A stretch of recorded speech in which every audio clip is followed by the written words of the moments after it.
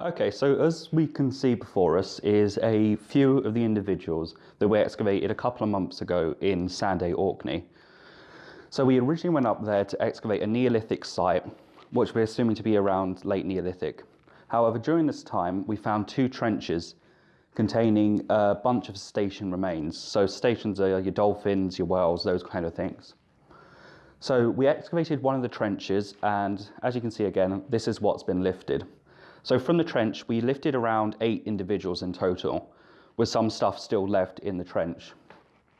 So as we can see along here, is what we have is the backbone, or the vertebral column as we call it.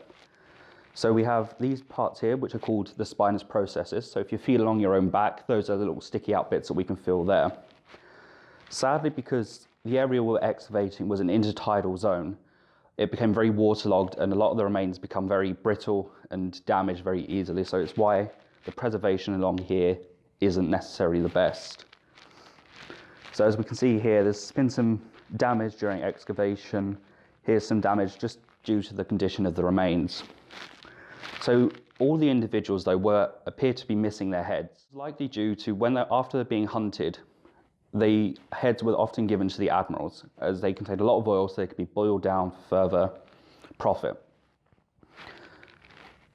So the account that we think these belong to is around the 18th century. There was an account in the area of a bunch of whales being driven up onshore and hunted for their oil.